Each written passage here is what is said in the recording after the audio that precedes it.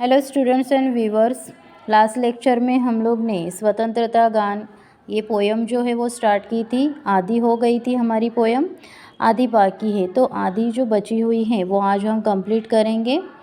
उसके पहले मैं आपको बताना चाहूँगी कि वीडियो को अभी तक सब्सक्राइब नहीं किया है तो सब्सक्राइब करो, शेयर करो एंड लाइक करो। ओके, तो चलिए हम स्टार्ट करते रिमेनिंग पार्ट। तीन चार फूल है, आसपास धूल है, बांस है बबूल है, घास के दुकूल है, वायु भी हिलोर दे, फूक दे चकोर दे, कब्र पर मजार पर यह दिया बुझे नहीं, यह किसी शहीद का पुण्य प्राण दान है। अब यहाँ पर क्या बताया गया है, तीन चार फूल है, फूल यानी कि फूल का समानार्थी शब्द क्या है, सुमन। आसपास धूल है, धूल यानी कि रज। बांस है बबूल है, बांस बबूल ये पेड़ों का नाम है। ओके, घास के दुकूल है, घास यानी कि जो हरी घास होती है जो सूख जाती है उसे बोलते हैं दुकूल। दुकूल यानी कि दुपट्टा। वायु भी हिलोर दे, वायु यानी कि पवन। हिलोर, हिलोर का मतलब लहर, लहरना।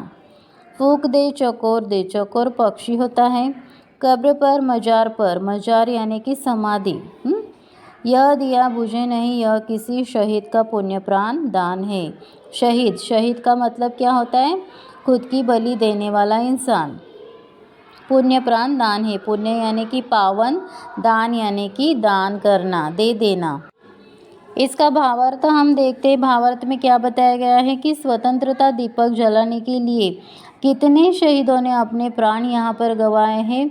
आज उनकी कब्र पर थोड़े फूल पड़े हुए हैं, थोड़ी धूल जमा हुई है, बांस के बबूल के जैसे पेड़ वहाँ पर उगे हुए हैं, घास छाई हुई है। तो ये जो है ये वायु की लहरें भी यहाँ पर उठ रही हैं, फिर भी यह दीपक जो है वो बुझना नहीं चाहिए, ये बुझने के लिए नहीं रखना है यहाँ पर। इस दीपक को हमें जलते ही देखना है। रात को जुगनू समझकर चकोर उस पर झपट दे, लेकिन फिर भी ये दीपक जो है उसे जलते रहना चाहिए। शहीदों का यह पुण्य प्राण दान के समान है, यानी कि शहीदों ने अपनी बलि दी है इसके लिए, तो ये दीपक जो है वो बुझना नहीं चाहिए। आपको ऐसे समझ लेना है कि ये जो उनकी बलि है वो अपने दान के स्वरूप में उन्होंने हमें दे दी गई है। आगे देखते हैं। झूम झूम बदलियाँ, चूम चूम बिजलियाँ, आंधियाँ उठा रही, हलचलें मचा रही, लड़ रहा स्वदेश हो, यातना विशेष हो, शूद्र जीत हार पर यह दिया बुझे नहीं, यह स्वतंत्र भावना का स्वतंत्र गान है। अब यहाँ पर झूम झूम बदलियाँ, झूम झूम यानी कि झूमना, बदलियाँ यानी कि बादल, चूम चूम बिजलियाँ, बिजलियाँ यानी कि बिजली, बिजली का दूसरा समानार्थी शब्द है दामिनी। ओके, आंधियाँ उठा रही, आंधियाँ यानी कि तूफान, हलचलें मचा रही यानी कि बहुत शोर होना। ओके, लड़ रहा स्वदेश हो, स्वदेश यानी कि खुद का देश। शूद्र जीत यातना विशेष हो, यातना यानी कि दर्द पीड़ा, विशेष यानी कि प्रचुर साधारण। शूद्र जीत हार पर, शूद्र यानी कि गौन, जीत हार यानी कि जो जीत हार हम बोलते हैं तो उसे ही। दिया बुझे नहीं है, स्वतंत्र भावना का स्वतंत्र गान है। भावना यानी कि कामना या फिर इच्छा। अब यहाँ पर इसका अर्थ हम देखते हैं कि बादल बरस रहे हो, या फिर बिजलियाँ चमक रही हो, या फिर आंधियाँ उठ रही हो, हलचलें चारों ओर हो रही हो, फिर भी ये जो दीपक है वो बुझने देना नहीं है। इस दीपक को जलते रखने के लिए हमारा स्वदेश जो है वो जान की बाजी लगाकर लड़ रहा है, इतनी सारी यातनाएं वो झेल रहा है।